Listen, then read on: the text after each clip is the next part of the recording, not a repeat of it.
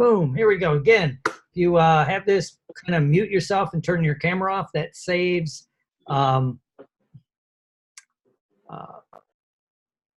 bandwidth, excuse me. So anyway, let's get started. So today we'll be talking about shame and unworthiness, the neurobiology of it. It's a topic I've been exploring a lot in the last, especially 6 months, I guess. And I started studying neurobiology, as a lot of you know, and I always say, it's not just when you do research. A lot of times it's me search. You're searching things that impact you or people around you. Me, has a vested interest in what you're doing. And so, so I did my me search on this because, again, I'm always looking at addictions. Why do people fail? Why do they get sober and then relapse?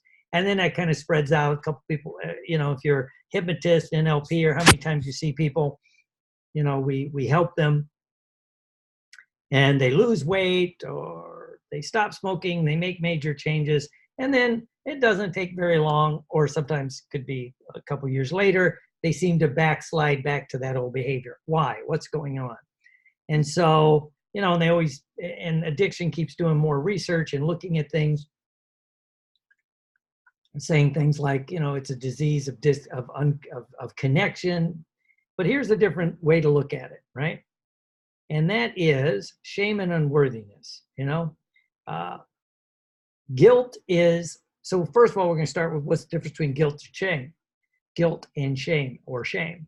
Guilt is I made a mistake. And then there's different levels of guilt. There's healthy guilt, there's unhealthy guilt, and almost like, and then shame is I am a mistake. And one way to look at it is, there's guilt, there's healthy guilt, unhealthy guilt, toxic guilt, which is shame.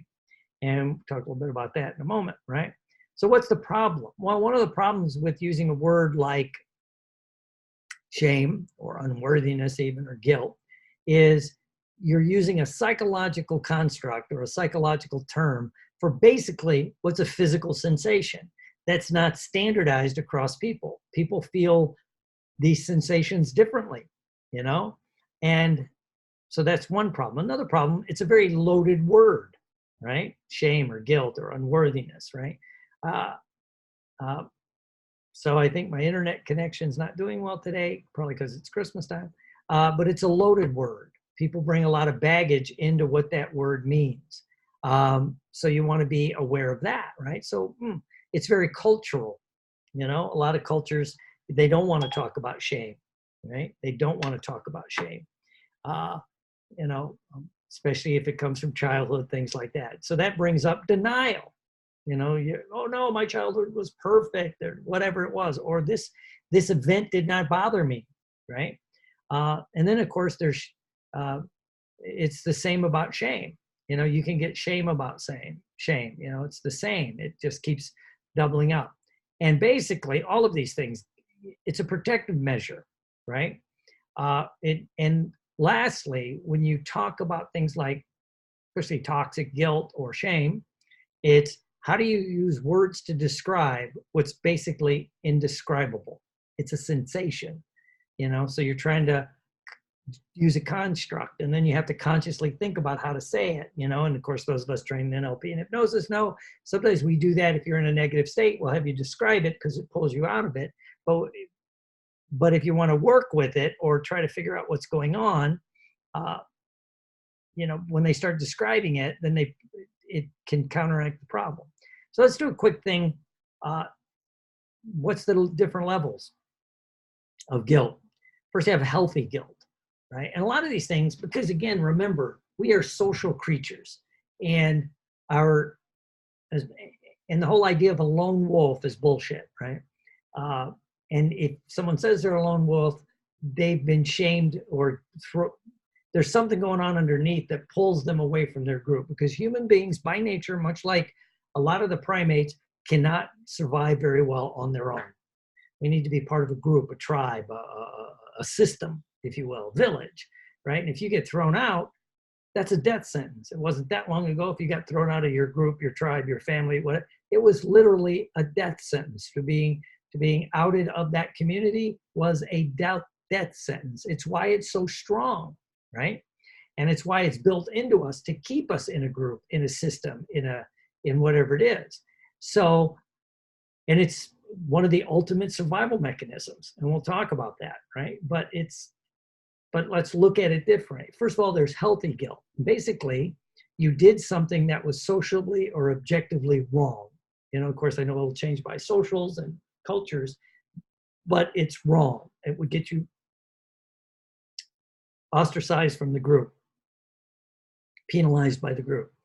And in good, healthy guilt, you take responsibility and you change your behavior. You did something wrong, you correct your behavior, right? And then you can forgive yourself when you correct your behavior. I won't do that again, right?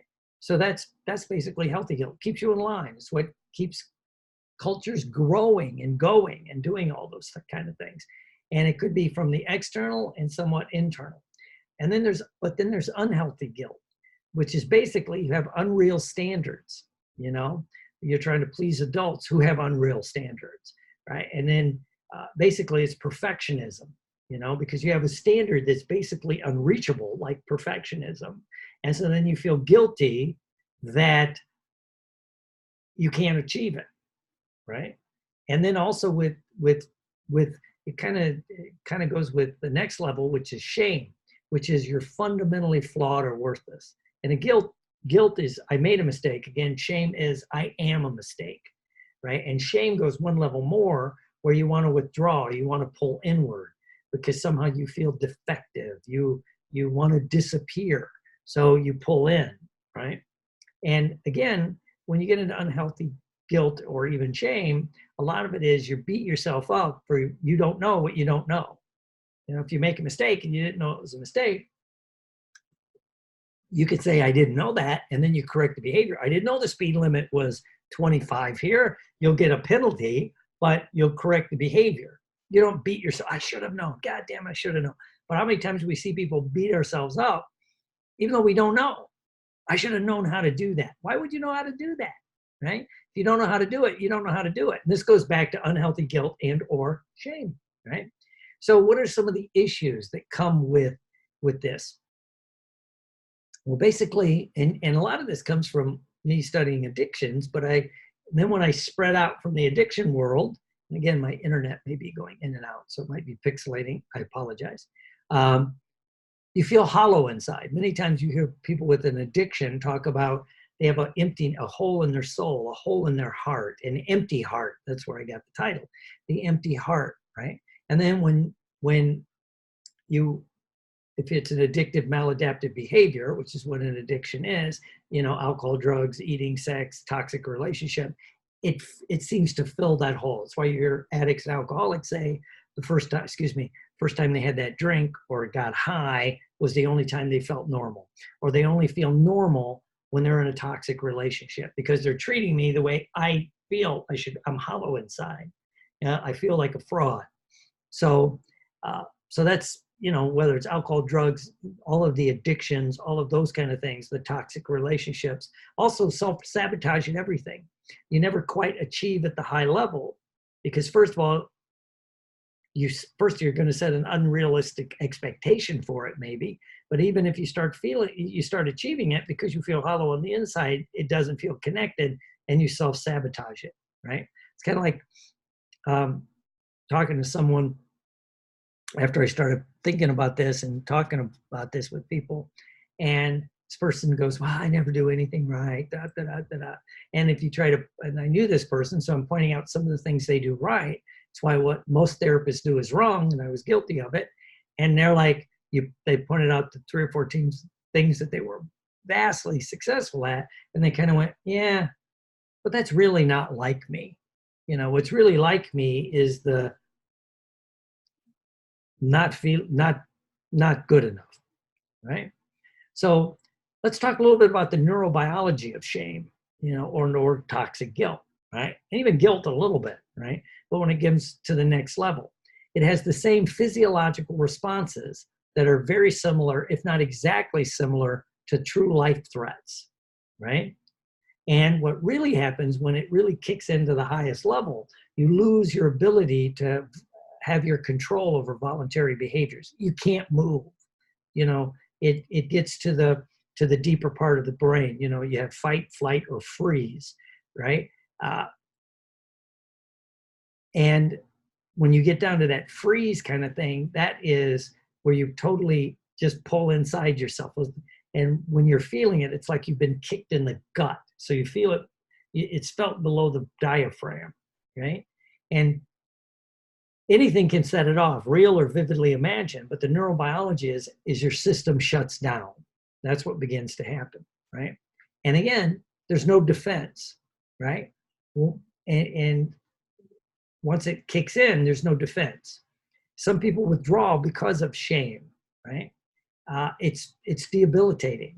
And if it isn't handled in childhood or after a trauma, right, which often happens, it goes unregulated. And then it can begin to attach itself to things that are close, right? And again, so one way to think about it, when these things are set in, children have no defense against it. They'll internalize it. Because mommy and daddy are fighting, it means I'm a bad child, therefore I'm worthless. Mommy and daddy are divorcing, it's my fault. I didn't please them, I'm worthless. So children don't have a defense, right? Something said to a kid by a teacher, a coach, an authority figure, a parent, other family member, it'll go in. And there's no defense because you don't have the defense mechanisms developed yet. And also, even as an adult, and this happens at any age, when you're in high trauma, you have no defense against it. That's why people get post-traumatic stress after a car wreck. People go to combat or get caught up in violent situations. There's no defense. Your brain shuts down. You go into that and you end up, and it cues, if you will, hiding and retreating from others to try to stay alive because you don't want to be seen, because that will cause more pain, And the only comment I'll make that's somewhat political, what's going on in America with all the gun violence, we're teaching kids how to hide, to pull down, to withdraw, to become invisible. And that's really what made me want to start talking about it. I'm like, God damn, we're teaching them basically how to become totally shame-based human beings, right? So someone that goes through a horrible event like that, they'll go, I should have known better. I should have been able to do this. I should have been able to hide. It's fascinating, right?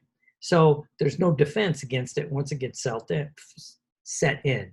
And basically, I call it a felt sense. You feel it, and it's a sense. And sometimes you can't put words to it.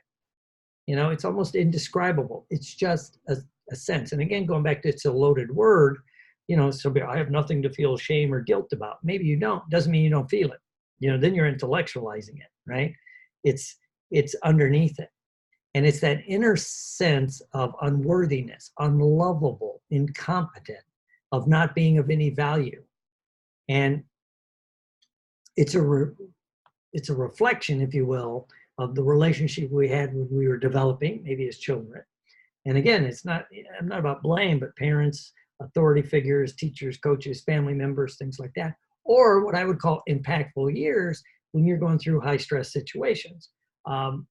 You could be an adult, but you're going through a high stress situation, right? So your body will throw it down and you may end up turning it into this basically like a shame message.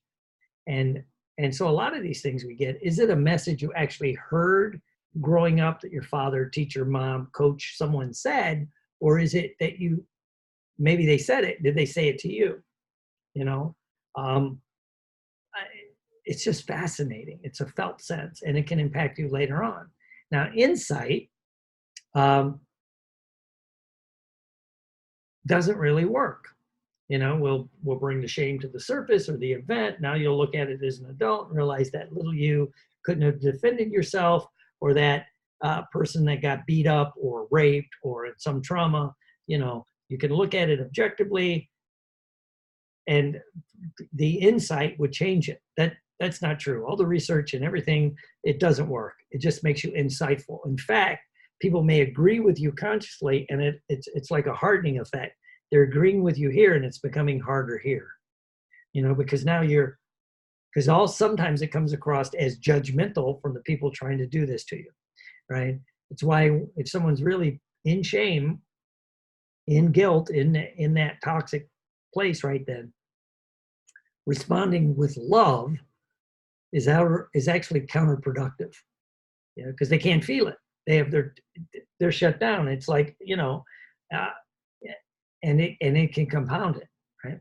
So basically, it's a process to come out of this. It's not insight specific, an antidote where you can just point out, here's the connection to what happened to you when you were younger, or when you were in trauma, or when you were in combat, when you were attacked, the car wreck, and here you are now. It doesn't connect, right?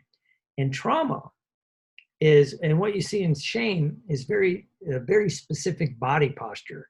It's an autonomic pattern, which is similar to what you see in trauma, right?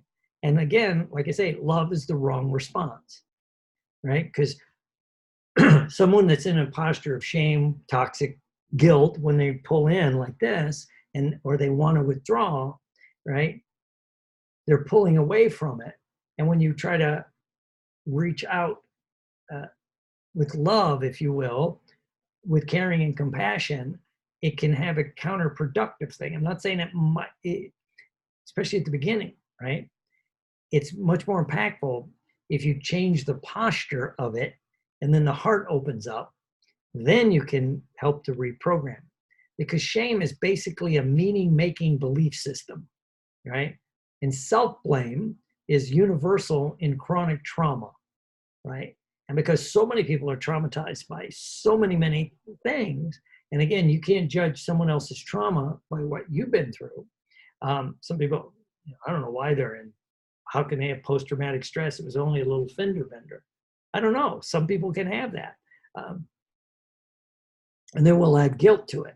I recently heard a politician kind of say, well, some people just aren't that strong and they're going to get post-traumatic stress. And you're like, first of all, you don't know what's going on, right? And what that level of trauma is. And then what begins to happen, because we judge it itself, the feeling of toxic guilt, toxic relationships, shame, self-loathing, and that shame and that self-loathing, that feeling of unworthiness. Again, I apologize, my internet connection is kind of going in and out. And it becomes the central issue in chronic trauma, right? And then it's not the event, but the relationship people have with their inner selves. And what happens, you have a traumatic event, traumatic period of your life, it becomes the filter everything else goes through. So then someone looks at you funny, it'll activate that feeling of shame. Someone looks at you, if you are like the victim of a rape, molestation, right? Someone looks at you longingly, with romantic interest, even if it's benign, I don't want to say benign, but they're interested in you. It's going through that filter where, oh my God, and it fires up all those horrible feelings of self-loathing and shame, right? And this is why people do weight loss. I've done it. A lot of people have done it, where you see people drop a lot of weight, and then, let's say I always think of a client I had. She was about 150 pounds overweight. She dropped 100 pounds. She was still overweight. She's a very physically beautiful woman, right? And then when she dropped that weight, she got pretty close to her goal. She disappeared. And the next time she came back in, she put on like 50 pounds. And really what happened with her was, after she lost that weight, she goes, one day at work, they got a new UPS driver. She worked in an office and took the packages. And suddenly the UPS driver starts flirting with her. And she felt so guilty and so shame-based about that, because she was married. She's basically in a toxic relationship, but she's married. And suddenly here's this, rather attractive UPS guy who's kind of gregarious and outgoing, and he's flirting with her. And that went through that prism of guilt and shame, because she was molested, and then she had some other toxic relationships. So therefore, it went in, fired up that feeling she wanted to pull in. Now, her way of pulling in was to put padding on to push people away, right? And so she came back when she started putting on the weight, and then we were ready to look at it and do some other things, right? And again, it's about separation. It's a survival mechanism, right? And it, again, at these deep levels of mind, logic goes out the window, right? And one of the, it's been thought that would help is just to help people make a very clear differentiation between who they are right now and that event, right? And then what they had to do to survive, right? Because they're beating themselves up because I was weak, I should have fought back. A lot of times you see very angry, bitter people because maybe something happened in their lives, and their response to it is they hate any kind of perceived weakness because they hate that weak part of themselves, right? So that's people that become very harsh and judgmental, even though they might have been in a situation they couldn't have defended against.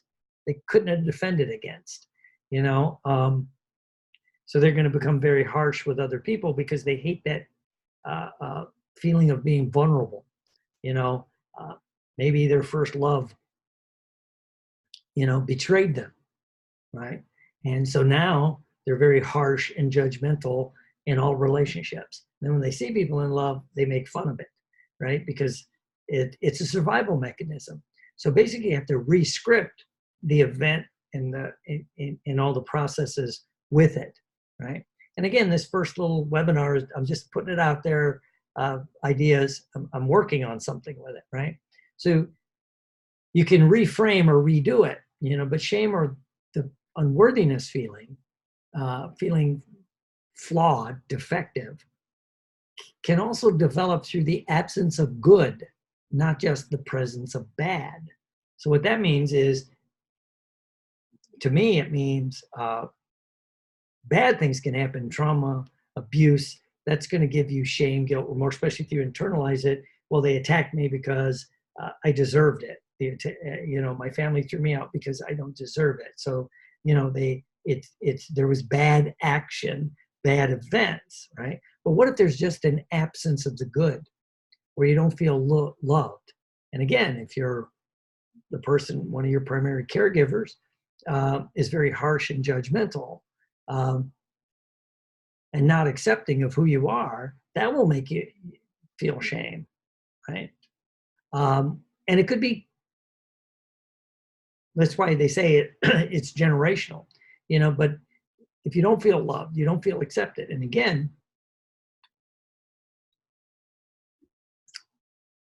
it's not judging, it's just looking. It's kind of like, in this one, everybody can be guilty, but it's nobody's fault.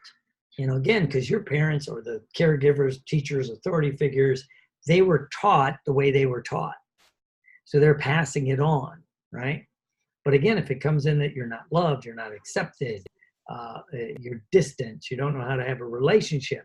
I know there was a study done with men in England, upper class men, that were sent to boarding schools, and usually about the 8, sometimes quite young, 6, 7, and they were taught discipline and honor and all that. Well, they became very productive citizens, but when they ended up being harsh, judgmental, and distant, because in those developmental years, they weren't there, and again, it doesn't matter if it's a real or a vividly imagined event. It's if these filters are being set and they're going through those filters, boom, it's going to explode.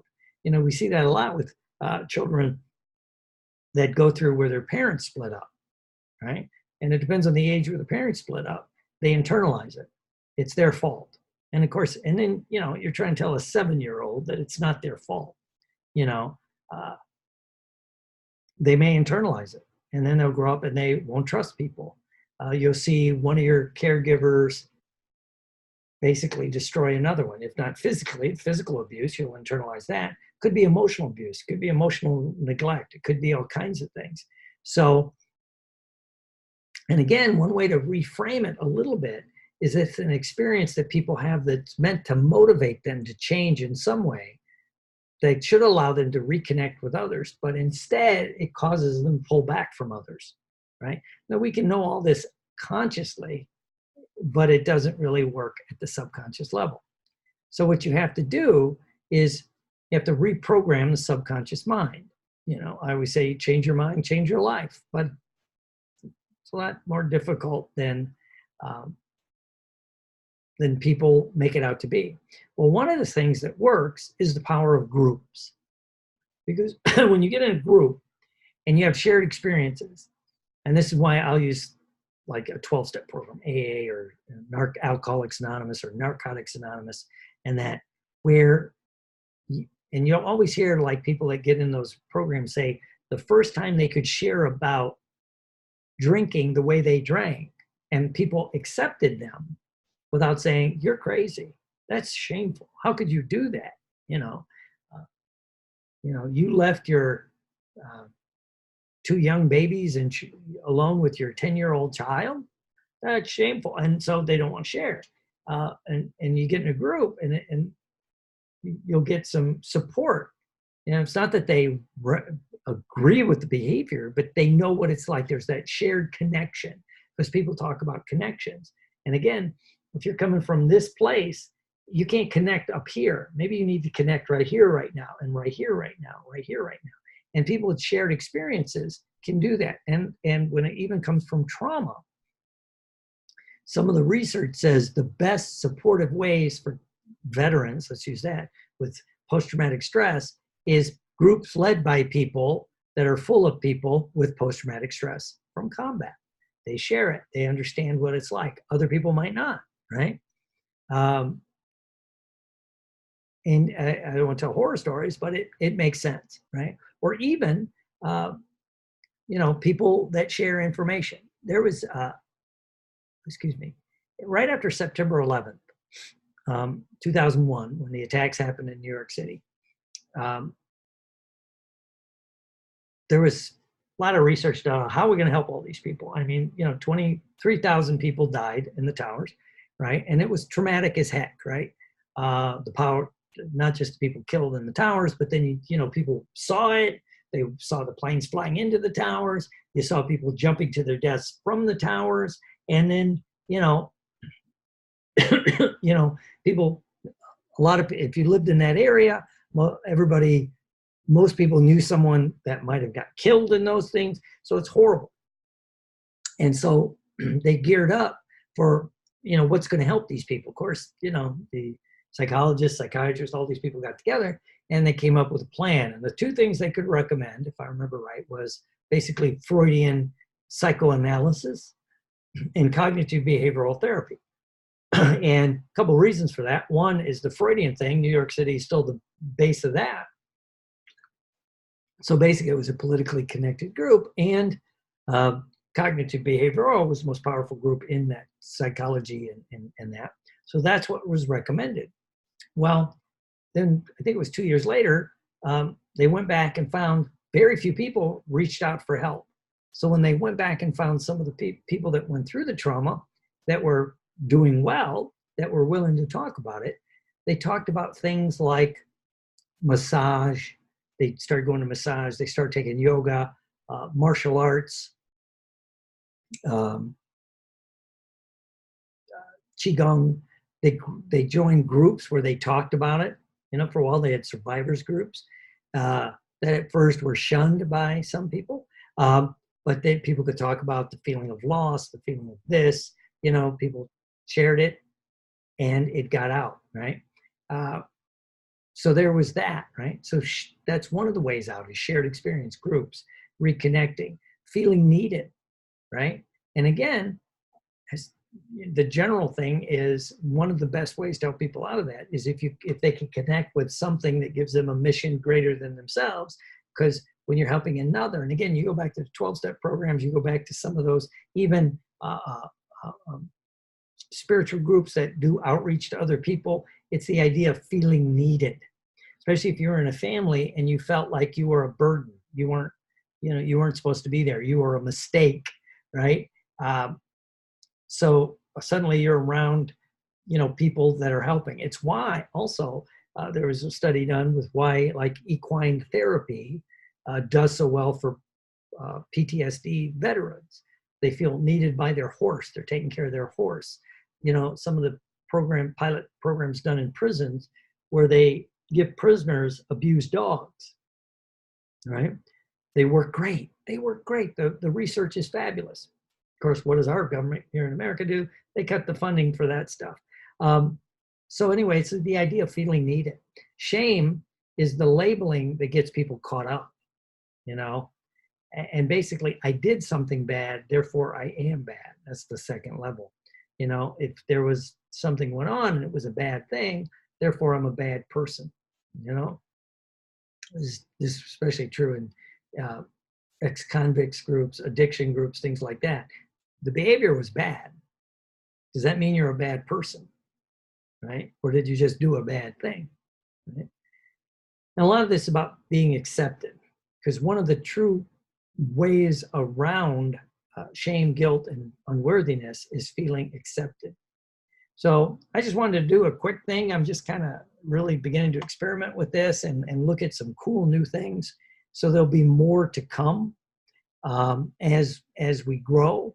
I'll probably do another webinar in a week or so. I may offer a class because it's one of the things, and again, it spins out of what I love to do. And my big focus will be, on the shame, guilt, remote unworthiness, will be on people that self-sabotage success. That's what I'm looking at.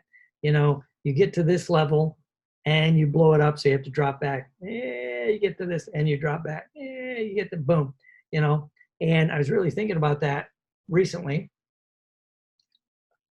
when I decided to do this webinar, because there was an athlete who got suspended from the league he was in for substance abuse issues.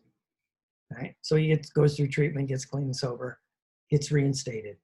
In fact, I think this happened twice. But anyway, and I mean, it's a pro athlete, so making millions of dollars, right? He just got suspended again. And then a story happened just the other day. Another guy got suspended and may never get back into the pro sport that he was a part of. And I'm watching the news, well, this is crazy. How could you do that? People, well, it's an addiction. They could talk about whatever it was, but could there be self-sabotage? Could there be self-sabotage, right? Yes. And I heard one athlete talk about, it was a movie star. And what got him into getting treatment and help was he kept getting in trouble, right? And he would get his career right here, and then he would blow it up. And he goes, I was making great money. I'm an actor. I'm in TV. I'm in movies. I got money. So if I do drink, why do I not take? This was before Uber. Why didn't I call a cab? I could hire a limo guy. And he'd make fun of his friends that would get a driver for the night, right? I'm gonna drive. Well, and then get lit up, and then your picture's in the paper, and and for a while he said I tried to play it off as funny and stuff, but then he couldn't get cast in the big budgets because the guy funding the movie wants to insure in case something happens that there's insurance to cover it in case something bad happens, right? So we get reimbursement, right? And I mean, there was that one movie. The guy broke his ankle in filming the movie, and the movie star got shut down for like 6 weeks. And it was like at least $1 million a day while the movie was shut down. And so, but they had insurance because the actor wasn't high risk. So the movie got put on hold, but the insurance kicked in. So the producers, didn't have to pay out all that money, the director and all the other actors and the crew. You can't just say, go away, come back in 6 weeks. They might not come back. So anyway, he talked about things like that, right? So, that self-sabotage, you get to this point and then you blow it up. You get in a relationship and it's working good and then you blow it up. In fact, I was talking to a friend who reached out to a person I knew in a group I'm involved in, and they're like, God, I did it again. You found her, it was a girl. She goes, I'm dating this guy. He's really nice. He's caring, compassionate. I didn't know what to do. And basically, she went out with another guy, and he found out and they ended the relationship. She goes, but nothing. At first, she was very just, nothing happened. I didn't do this and this and this, but I go, why did you do that if you're getting into a good relationship, And it was because she felt unworthy. And then when the relationship got to this level underneath it, as we worked through it, she goes, well, I guess underneath it, I thought, well, if it's going to go bad, I'm going to blow it up, not him. Right.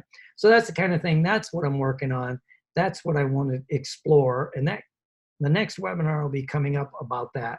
So I just hope everybody enjoyed just this little talk. I recorded it, so I'll put it up somewhere for people to watch. I'll put it on Facebook, and I'll see you all soon. Those on the call, you can stay on the call.